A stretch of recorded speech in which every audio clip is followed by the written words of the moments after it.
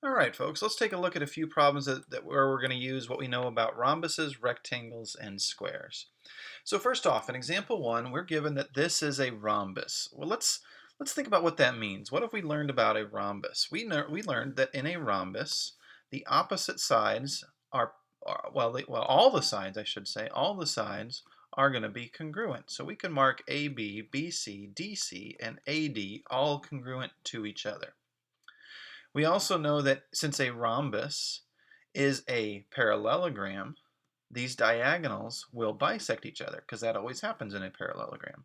So AE would be congruent to EC and ED would be congruent to BE. And if you look what that means that all four of these triangles, these smaller triangles that are within the larger rhombus, they're all congruent to each other by side, side, side. All right? So that means if I just think about corresponding parts, I can think that this 59 degrees that's angle BCE would also be the measure of angle ECD, also angle DAE, and also angle BAE. All of those would be 59-degree angles. I would also know that since this is a rhombus, the diagonals will be perpendicular to each other. So all of these angles right here will be 90-degree angles. And then that would mean that this angle right here, angle EDC, would be a 31-degree angle. And so would all these other missing angles that I have in each one of these triangles.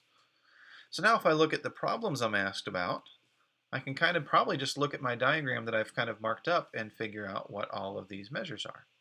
The measure of angle ACD, we found that is 59 degrees.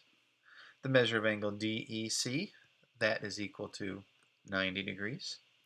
The measure of angle EDC, that is going to be equal to 31 degrees. And the only one that might be a little bit tricky is angle ABC, because I got to take a 31 plus a 31 and say it's 62 degrees, right? Because angle ABC would be the combination of these two 31-degree angles. In example 2, we have a rectangle. Now there's a typo on your note sheet. I believe it has a Q right there. Change it to an O because clearly in my picture I have an O there, not a Q. In any case, I have a rectangle here in this picture. Well, what do I know about rectangles? I know that first of all, since they're parallelograms, the opposite sides will be congruent to each other, and the diagonals will bisect each other. But in a rectangle, the diagonals are actually congruent to each other. So if two congruent segments are going to bisect each other, it means that they're going to create four segments that are all equal in length. And we also know that since this is a rectangle, it's going to have four right angles at the vertices. So I know that all of these will be right angles. Well, let's see how that helps us figure out these four things here. In part A, it wants to know the measure of angle P. That should be a PON. Sorry, it says PQN. That should be PON. Measure of angle PON right there. Well, that's this 90-degree angle, right? That's going to be 90 degrees. That should be an O. In part B, it says, what's the measure of angle PMO? Well, I know that measure of angle PMN is 90, and that angle NML is 23, and that the measure of angle PMO would be 90 minus 23 then. So that's going to be 67 degrees. I'd have a 67-degree angle right there. Segment PL is going to be congruent to segment LN, which we are given as a 13, as a length of 13. So PL would have a length of 13.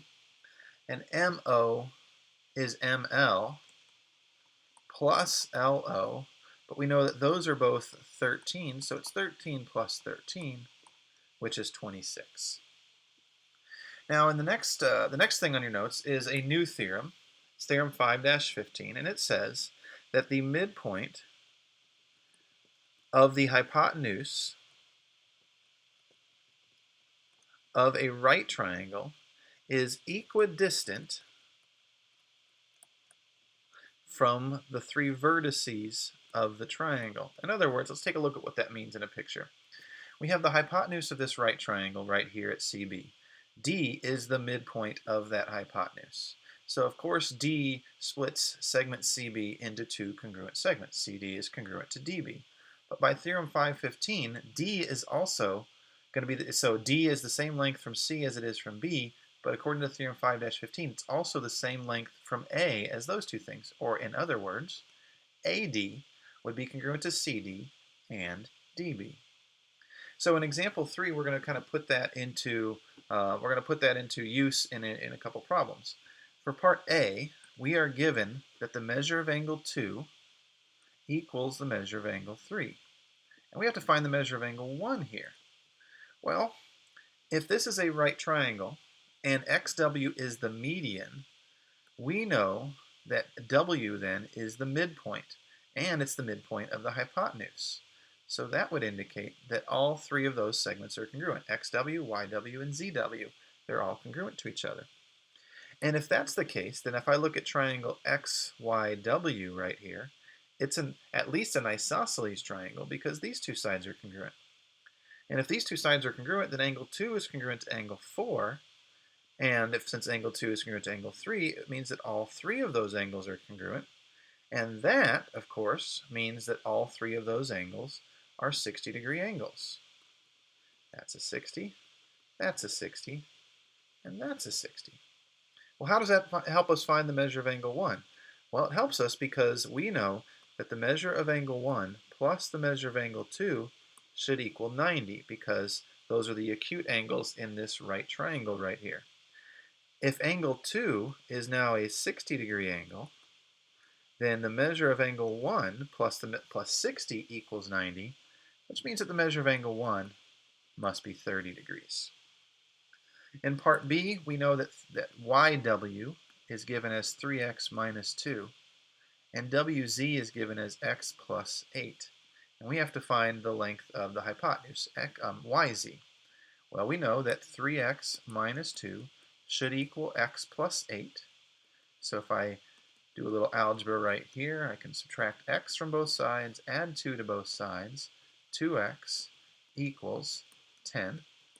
So x equals 5. And that would mean that this ZW here is 5 plus 8, which is 13.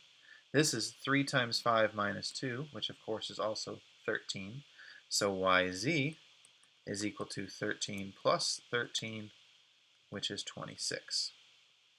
Lastly, in part C, we have, and I'm gonna quickly kind of redraw my picture here. So I'm just going to sketch out what I have in my picture. Look something like that with the median coming out this way. That's not very good. Let me try that again. Let me just get a straight line tool and draw that. So I have the median right there. All right. Now we have to find angles 2, 3, and 4. Angle 2 is right here. Angle 3 is right here. Angle 4 is right there. We know that's a right angle. And what we're given is that angle 1 is 40 degrees. Well, we know that if angle 1 is 40, angle 2 must be 50 because angle 1 and angle 2 have to add up to 90 like we said up here. So that's easy. That's going to be a 50-degree angle. Let me write that in right there. That's a 50-degree angle. But we know that this is congruent to this, which means that angle 4 and angle 2 have to be congruent to each other. So angle 4 must also be a 50-degree angle. And if those two are 50-degree angles, 50 plus 50 is 100, which means that angle 3 must be 80 degrees. So angle 3 is 80 degrees right there. Okay, the last thing we're going to take a look at is a problem where we're given a square. Now remember, a square is both a rhombus and a rectangle. So that means that because it's a rhombus, all the sides are congruent to each other and the diagonals are perpendicular. Since it's a square, I know that all of these angles are 90-degree angles, and the diagonals break into basically four congruent segments because they're congruent to each other and they bisect each other. So how can we use that information to find the value of x when ME equals 7x minus 3 and MO equals 6x? We know that ME equals MO because they're congruent to each other. So that means 7x minus 3 equals 6x. Now to solve this, I'm going to subtract 7x on both sides. I got to pay attention to my negatives here because I'm going to have negative 3 left right on that side, and I'm going to have negative x left on that side. If negative 3 equals negative x, that means that positive 3 is the value of x. And then on the next part, part B, I have mt given as 4x and te given as 3x plus 2. Well, I know that mt should equal te, so I can take 4x and say it equals 3x plus 2, subtract 3x from both sides, and x equals 2.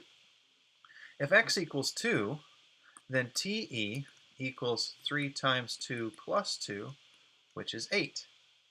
And OE, which is what I'm asking for here, is going to be TE plus TO.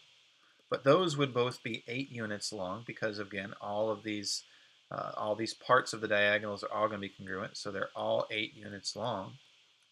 And OE would be 16.